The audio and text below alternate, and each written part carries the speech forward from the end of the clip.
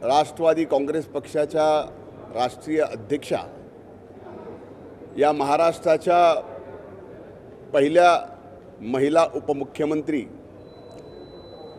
आदरणीय सुनेत्रा वहिनी अजित पवार यांच्यावर जी टीका केली, ज्या पद्धतीनं त्या पेजवर वक्तव्य केलं, ते वक्तव्य काँग्रेसच्या मनात महाराष्ट्राच्या पहिल्या महिला मुख्यमंत्री सुनेत्रा वहिनी झाल्या त्याबाबत किती द्वेष आहे, किती घृणा आहे, हे त्या वक्तव्यातून या ठिकाणी स्पष्ट होतं. काँग्रेसने खरं तर त्यांचा इतिहास असं त्यांच्या अधिकृत पेजवरून वक्तव्य पहिल्या महिला उपमुख्यमंत्र्यावर करण्याच्या ऐवजी जर इतिहास पाहिला असता तर स्वर्गीय इंदिराजी ज्यावेळेस पहिल्यांदा देशाच्या महिला प्रधानमंत्री झाल्या त्यावेळेस त्यांच्या बाबतीतही असंच वक्तव्य तत्कालीन विरोधी पक्षांनी केलं. पण स्वर्गीय इंदिराजींनी देशाचं पंतप्रधान म्हणून ज्या पद्धतीनं कणखर काम केलं त्याच्यापेक्षाही चांगला अनुभव येणाऱ्या काळात या महाराष्ट्रात आमच्या नेत्या या राज्याच्या पहिला महिला उपमुख्यमंत्री सुनेत्रा वहिनी या ठिकाणी करून दाखवणार आहेत. आणि तेच भीती, तेच आमच्या वहिनी साहेबांचा द्वेष हे काँग्रेसच्या त्या पेजवरून आपल्याला पाहायला मिळाला. खरं तर तो बीडचा दौरा आदरणीय सुनेत्रा वहिनी साहेबांचा बीडचा पालकमंत्री म्हणून होता. 24 तारखेला 5 वाजल्या संध्याकाळी 5 पासून ज्या बैठका चालू झाल्या त्या 11 वाजेपर्यंत, दुसऱ्या दिवशी सकाळी 7 वाजल्यापासून DPDCची बैठक संपून इतर बैठका संपून अधिकृतपणे बीड जिल्ह्याच्या सर्व वर्तमानपत्राच्या प्रतिनिधीला, प्रेसला, माध्यमांच्या प्रतिनिधीला हे सुस्पष्टपणाने पत्र दिलं होतं की पत्रकार परिषद नाही तर बैठकीमध्ये एकूण जे कामकाज झालं त्याचं निवेदन आदरणीय सुनेत्रा वहिनी साहेब या ठिकाणी करतील. आणि ते निवेदन वहिनी करत असताना आपण पूर्ण जर ती प्रेस पाहिली तर लक्षात येईल, निवेदन करत असताना सुद्धा आपलं संबंध दुःख विसरून त्या या महाराष्ट्राच्या मायबाप जनतेची सेवा करायला आज उतरल्यात. आणि निवेदन करताना ज्यावेळेस दादांचे 2 कामांच्या संदर्भात विषय आला त्यावेळेस वहिनीसुद्धा अतिशय भावनिक झाल्या. मी त्यांच्याकडे पाहिल्यानंतर मला असं वाटलं की त्यांचा हुंदका बाहेर येतोय का, म्हणून त्यानंतर बोलल्यानंतर माध्यमाचे प्रतिनिधी प्रश्न विचारत होते तर मी त्यांना म्हणलं की आपण आत्ता थांबायला पाहिजे, कारण हा प्रश्न उत्तराची प्रेस नाही. अधिकृतपणे हे सांगितलेलं आहे, हे पत्र अगोदरच दिलेलं आहे की हे फक्त निवेदन करण्यात येईल, प्रश्न उत्तर पत्रकार परिषद नाही, फक्त निवेदन करण्यात येईल. हे सुद्धा माध्यमांनी लक्षात घ्यावं. आणि म्हणून या ठिकाणी मी स्वतः प्रेसला म्हणलं की आपण लक्षात घ्या, पहिल्यांदा पालकमंत्री म्हणून आल्यात, अतिशय भयंकर दुःख पचवून त्या या ठिकाणी मायबाप जनतेची सेवा करायला आणि दादांचं सामान्य माणसाबद्दल असणारं प्रेम, त्यांच्या प्रती असणारं निष्ठा, त्याचा वारसा चालवायला त्या पुढे आलेल्या आहेत. त्यामुळे आपण सुद्धा त्या ठिकाणी तेवढं थोडंसं भावनिक होऊन थांबायला पाहिजे होतं निवेदन झाल्यावर. पण स्वाभाविक आहे, बीड जिल्ह्याच्या माध्यमांच्या बाबतीत मी स्वतः ट्विट केलं की 90 नाही 95% प्रतिनिधी प्रिंट इलेक्ट्रॉनिक मीडियाचे अतिशय चांगलं काम करतात, फेअर काम करतात.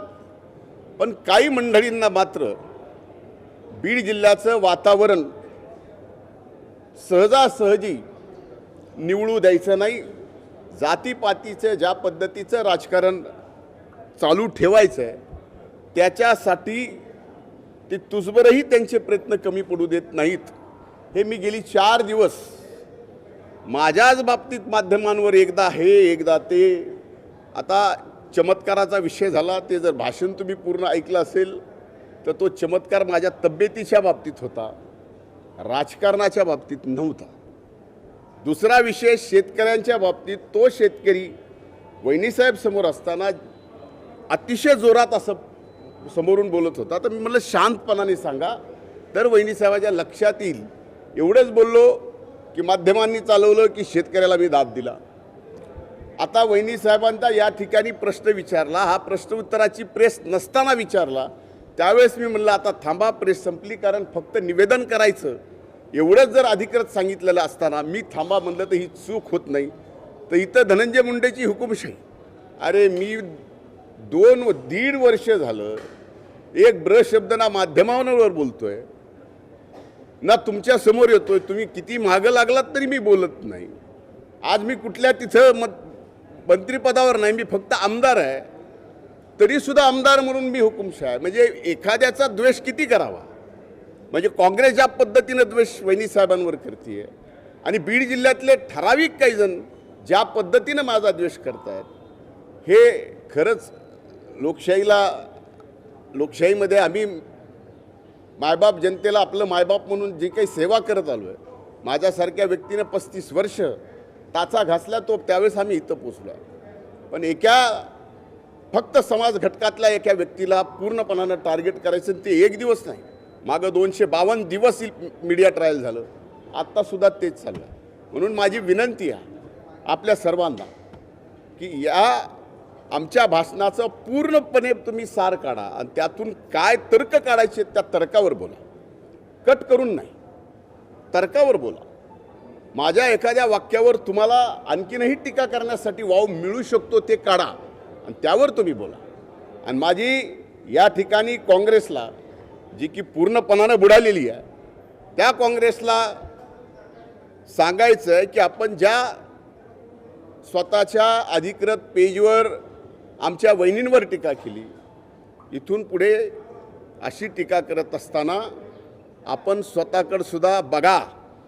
आणि दुसरं, कदाचित या पेजवर झारखंडमध्ये जे काँग्रेसचं राज्य आहे त्या ठिकाणी ज्या पद्धतीनं पेपर फुटी झालेली आहे त्याबद्दल जर या काँग्रेसच्या अधिकृत पेजवर काही त्यांनी बोलले असते तर लक्षात आलं असतं की ज्या पद्धतीनं नीटच्याबद्दल आंदोलन दिल्लीत झालं, त्या आंदोलनामध्ये काँग्रेसनी आपला जो रोल प्ले केला तो खरा का खोटा हे झारखंडबद्दल काहीही न बोलणारे काँग्रेस किती इमानदारीनं विद्यार्थ्याच्या बाजूने होते हे सुद्धा लक्षात येतं. धन्यवाद. कुछ दिनों से मेरी हिंदी ठीक नहीं है. बहुत अच्छी बोल रहे हैं सर हिंदी. गूंगी गुड़िया सर एक मिनिट त्या संदर्भातल्या पत्राच्या निमित्तानं अनुषंगानं आणखी एक निवेदन त्या ठिकाणी देण्यास सांगण्यात आलेलं आहे. कसं पाहतात, पक्षाच्या अडचणी वाढत आहेत? नाही, या बाबतीमध्ये आमचे वरिष्ठ नेते आदरणीय कार्यकारी अध्यक्ष प्रफुल्लभाई पटेल, आदरणीय तटकरे साहेब, सन्माननीय पार्थ पवार हे सर्वजण पाहतात. त्यामुळे यात काही अडचणी आहेत अशातला काही भाग नाही. मुख्यमंत्री को गूंगी गुड़िया कहा गया और ये ऑफिशियल पेज से, कांग्रेस के ऑफिशियल पेज से कहा गया है गूंगी गुड़िया. किस तरीके से रिएक्ट करते हैं? देखिए इतनी ये जिस तरीके से कांग्रेस ने अपने अधिकृत पेज पे हमारी नेता राष्ट्रीय अध्यक्षा और इस राज्य की पहली महिला उपमुख्यमंत्री सुनेत्रा वहिनी, जिनके ऊपर गूंगी गुड़िया बोल के टिका टिप्पणी की है, मैं कहता हूं कि कांग्रेस के अंदर एक महिला उपमुख्यमंत्री के प्रति सुनेत्रा वहिनी अजीत पवार के प्रति कितना मन के अंदर द्वेष है ये प्रकट होता है।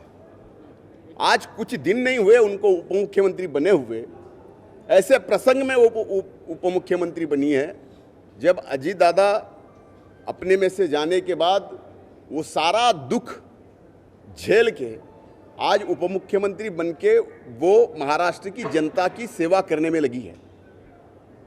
और ये सेवा उनको दिखती नहीं है, लेकिन उनको गूंगी गुड़िया बोल के कहा जाता है। कांग्रेस ने ये भूलना नहीं चाहिए कि जब देश में पहली बार महिला प्रधानमंत्री इंदिरा जी बनी, तब उस समय का विपक्ष ये गूंगी गुड़िया का ही वाक्य लेके इंदिरा जी पे टीका करता था।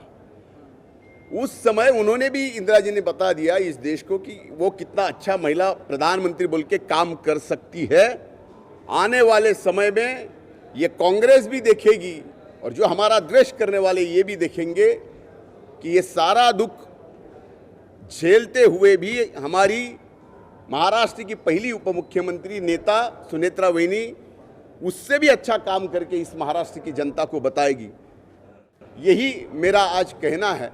और कांग्रेस के बारे में मैं यही कहूं कि आप जिस अधिकृत अपने पेज पे, ऑफिशियल पेज से जो टीका टिप्पणी कर रहे हो, अब जरा झारखंड में आपकी सरकार है, वहाँ जिस तरह से पेपर लीक हो रहा है उस बारे में जरा बताइए। कुछ दिनों पहले आप नीट के बारे में जैसे उतावले हो रहे थे, उसी तरह झारखंड में भी जो हो रहा है उस बारे में भी तो कुछ आपके ऑफिशियल पेज पे आना चाहिए। उतना करिए। धन्यवाद।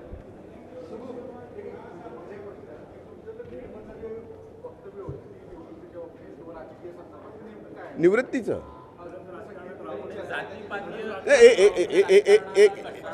एक लक्षात घ्या, जर एक व्यक्ती म्हणून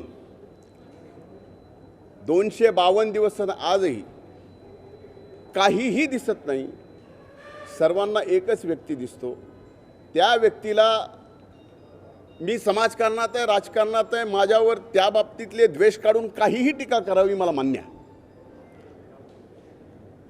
पण टीका माझ्या मुलाबाळापर्यंत, टीका अगदी माझ्या मातीला घाण म्हणण्यापर्यंत,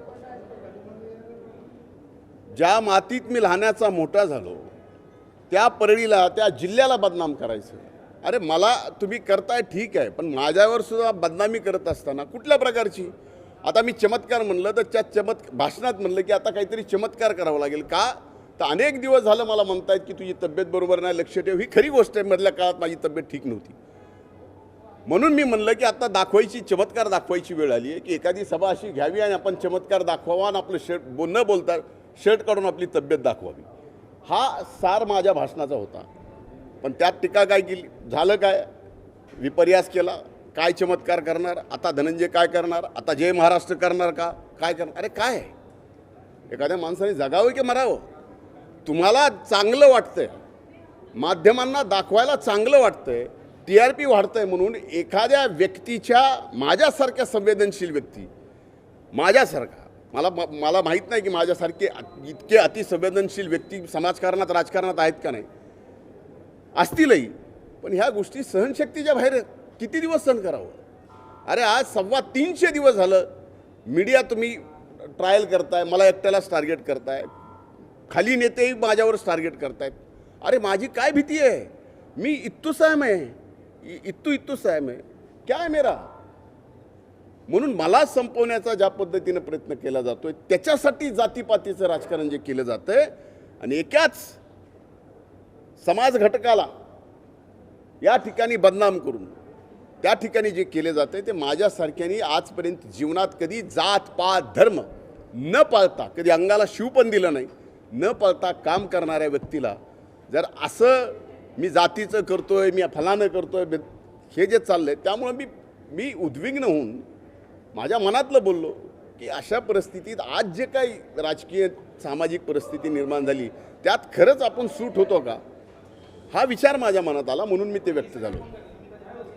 मला नावं कुणा, एक मिनिट, ज्यांनी माझ्यावर टीका केली, अगदी व्यक्तिगत केली, भ्रष्टाचाराचे आरोप केले, ते कोर्टाने नलिफाय करून, ज्यांनी अपील केलं, ज्यांनी पिटिशन दाखल केलं, त्यांच्यावरच कोर्टाने 1 लाख रुपये दंड दाखल.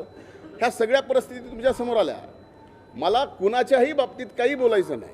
माझा नियतीवर विश्वास आहे आणि ह्या हिशोब नियतीच करत असते त्याचा. ज्यांनी खोटं केलं आहे, मी जीवनामध्ये कधीच विरोधी पक्षनेता झालो, आरोप खोटा केला नाही, पुरावा असल्याशिवाय मी कधी केलं नाही. पण या ठिकाणी चाललं आहे, माध्यमांनाही बरं वाटतं आहे, त्याबद्दल आता मी सांभाळून स्वतःला घेतो की आपणही बरं वाटून घ्यायचं काय जे चाललं आहे.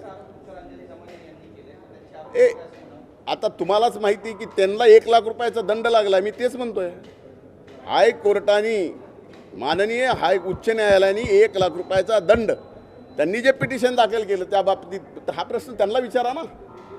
कधीतरी ही हिंमत करा माध्यमांनी. त्या बाबतीमध्ये मला काही आत्ता बोलाय.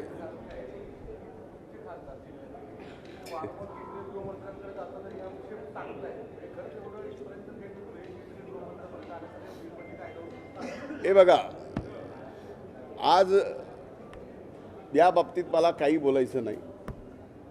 येणारा काळ हे दाखवून देईल. कालपर्यंत ज्यांना बरं वाटत होतं की बीड जिल्ह्यात कायदा सुव्यवस्था अतिशय चांगली आहे, आज विषय फक्त त्यांच्यावर आला की बीड जिल्ह्याची कायदा सुव्यवस्था बिघडली. हे जे दुट्टप्पी चाललं आहे ते कुठेतरी बंद व्हायला पाहिजे. हे आम्ही बंद करू शकत नाहीत. आम्हाला काय या बाबतीत बोलायचं नाही. माध्यमांनी हे बंद करायला पाहिजे. आणि माझी हात जोडून विनंती आहे की माध्यमांना सुद्धा हे बीड परळी बीड हे ज्याचं बदनामी चालली आहे, तर आम्हाला काय करायचं ते करा. आता आम्हाला मला तर गमावण्यासारखं काय राहिलेलं नाही. त्यामुळे काय माझ्या व्यक्तिगत करायचं करा. माझ्या मातीला बदनाम करू नका. धन्यवाद.